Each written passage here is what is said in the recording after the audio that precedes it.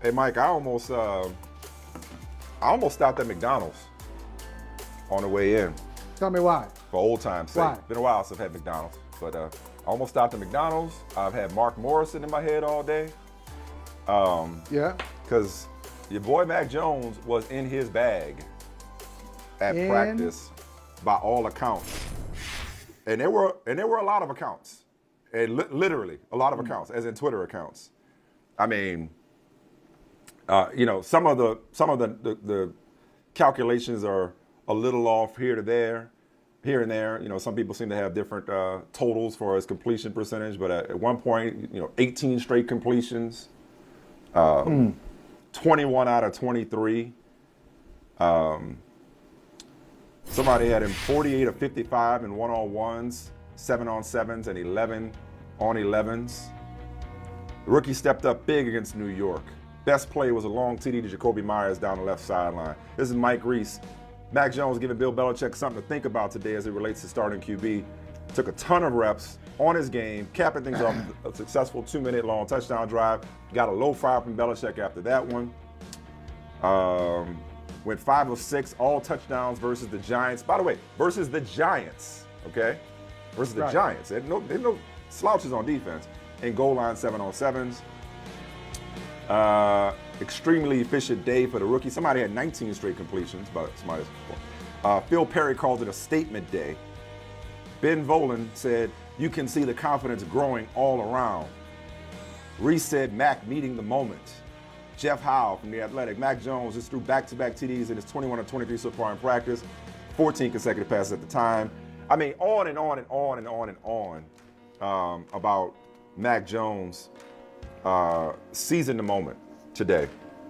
So the old saying is, when you snooze, you lose. And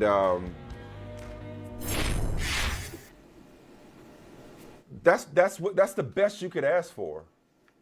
I see you sarcastically turning the pages of your boring ass book. No, I'm kidding. It's not boring. I'm kidding. I'm kidding. Okay, nice try. But all jokes aside, look.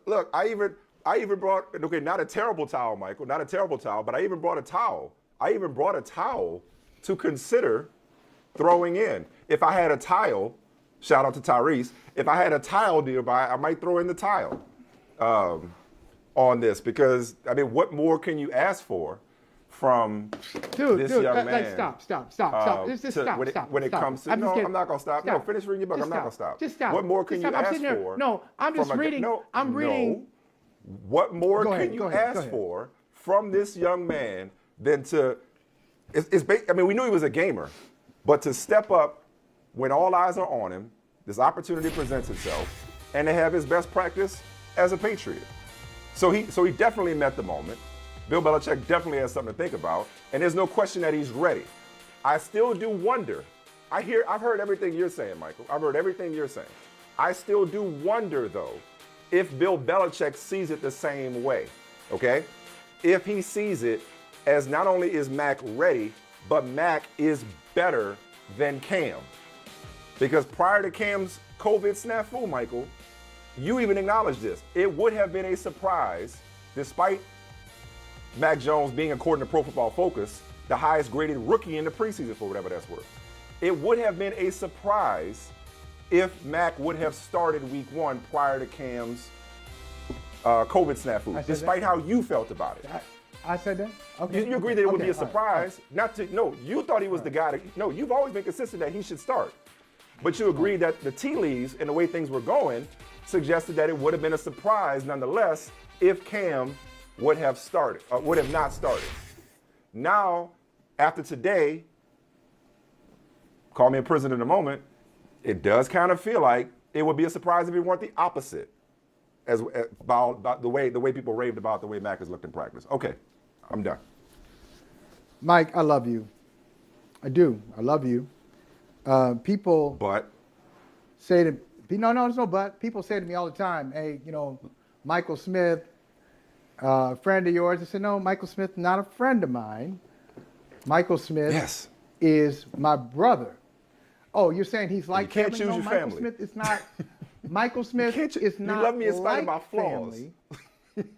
He's not like family. He is family. Like that.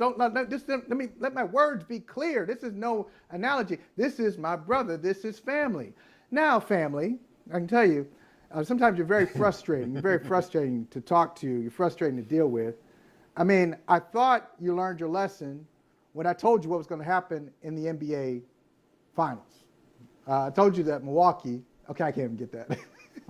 But, you know, I was trying to tell you, Milwaukee and Brooklyn.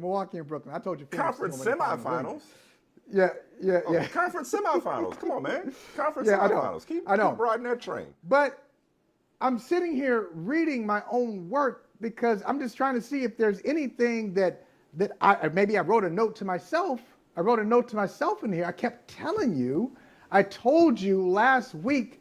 I said, Mac Jones is the best quarterback the Patriots have. Cam Newton has on the surface, decent game against Philadelphia's backups in game 2.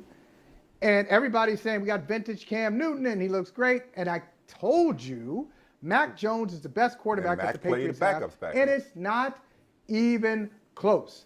It's not close. Today was a great day. I never disagree with your opinion. He has stacked some good days. He has stacked some good days. Michael, he stacked a lot of them. All jokes aside about your books. Yeah. Go back and check the tape. I said, I respect your opinion. Obviously, you're entitled to it. And I'm not going to argue with your opinion.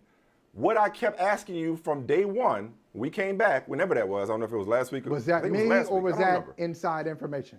Last week. Yes, because the only pushback I've had, that's it. That's the only pushback I've had on that. Okay? First of all, somebody said that Mac Jones was the most likely to succeed out of this quarterback class.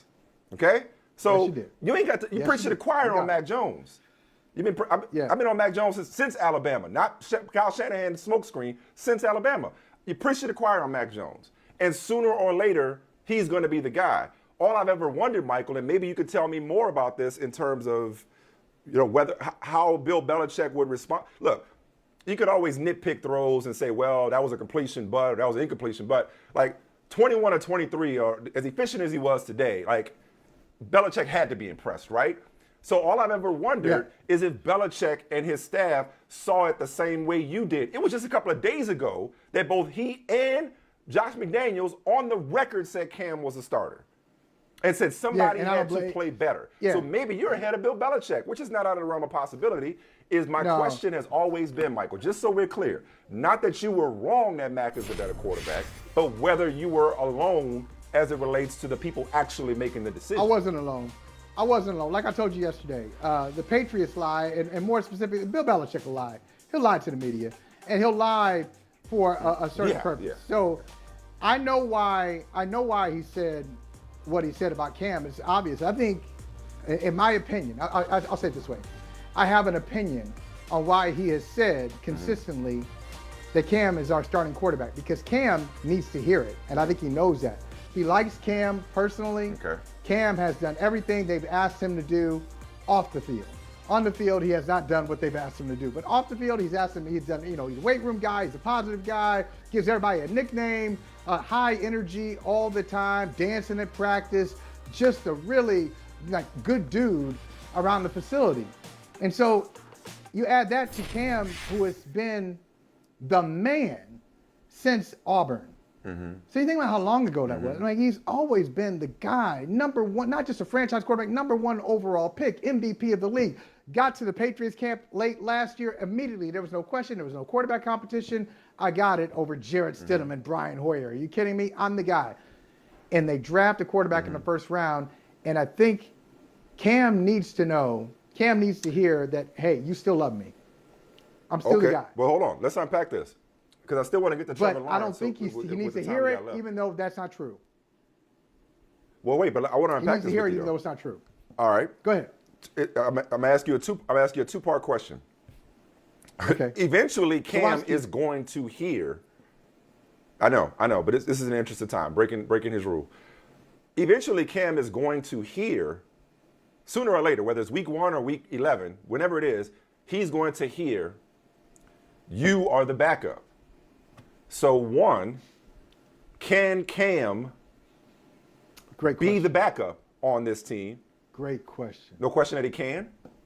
Oh, okay. I said that's question. A great question. And in the great question. So, and the second part is, and try to answer all this together if you can. The second part is this, to extrapolate about the Patriots' agenda when it comes to the media and lying, which I know as well as anybody. Could it have been, this might be a stretch. Is there a trade in the works? Like, if he can't be the backup, then what do you do with him? Yeah. Do you cut him and let Hoyer be the backup? Do you try to trade him because he's got a cheap contract? I don't know. Like, were they talking up his value for a certain reason?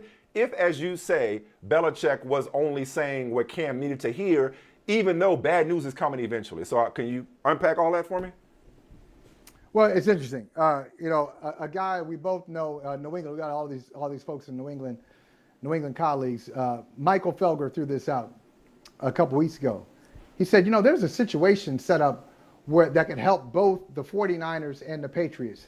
If they wanted Trey Lance, 49ers want Trey Lance to be their starter. If they really want him, or to have a mentor and not change their offense radically, Trey Lance and Jimmy Garoppolo are completely different styles of quarterback. Mac Jones and Cam Newton are different styles of quarterback. Why not a swap? Cam Newton to San Francisco to either hold the job for Trey or to back up Trey.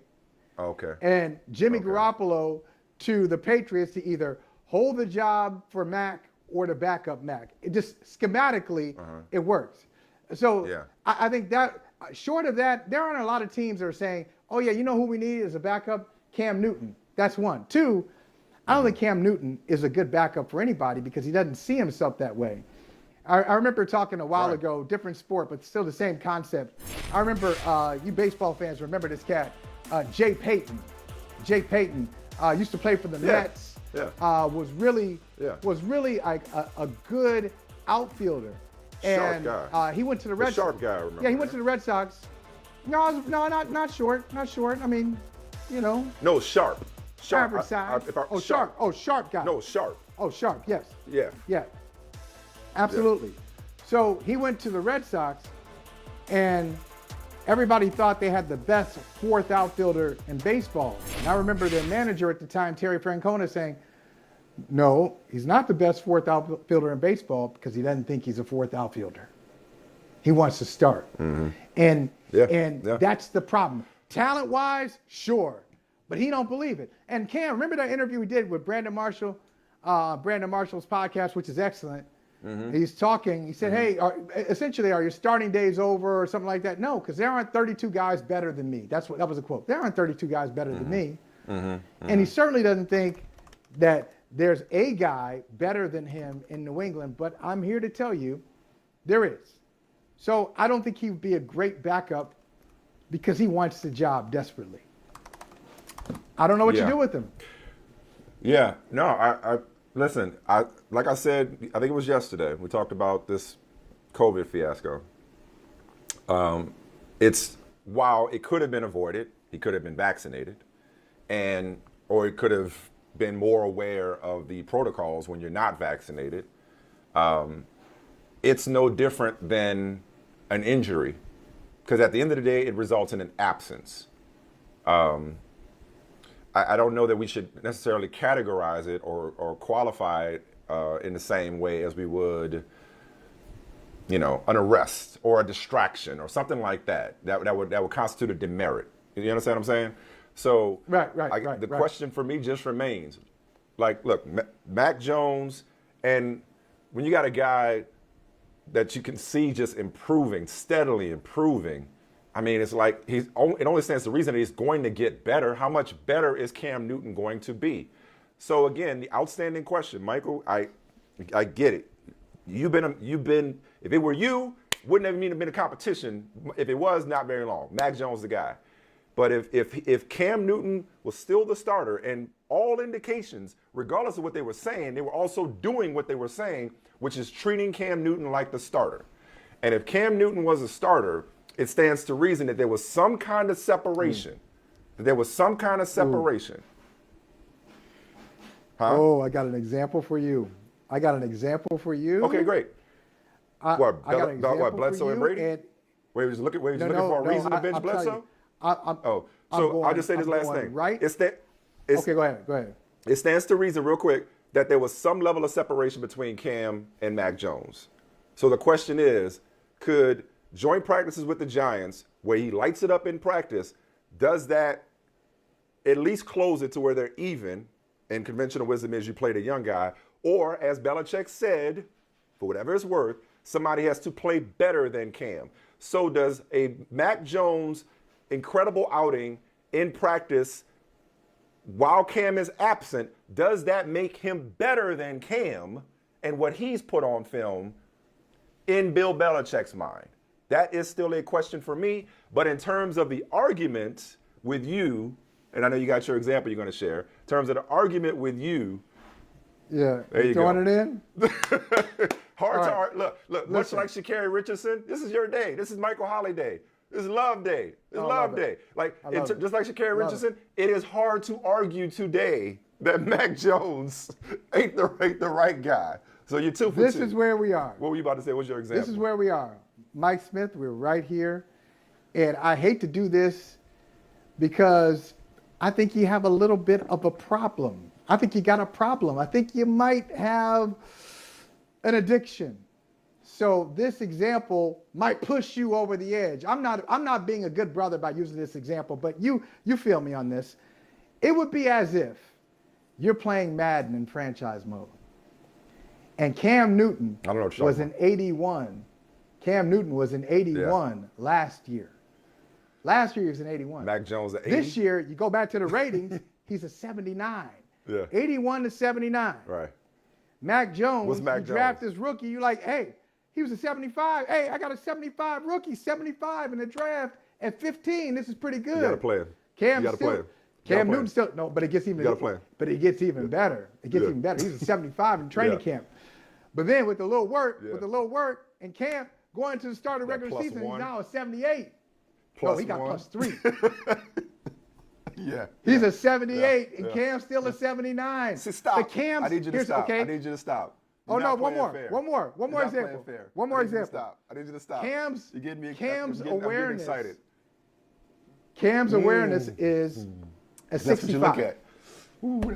That's what you got to look at. You got to slide that over. Max awareness is a little lower because he doesn't have the experience. Now, he still makes good decisions, but he just doesn't have the experience. He needs to play. Who are you going to go with? Who you got to play? You got to play him. You got to play him. Oh. You got to play him. Oh, I know. You got to play him. Oh, you playing that today. That was unfair. That was dirty pool right there. Oh, I haven't touched it. Today, but you will before September 1st.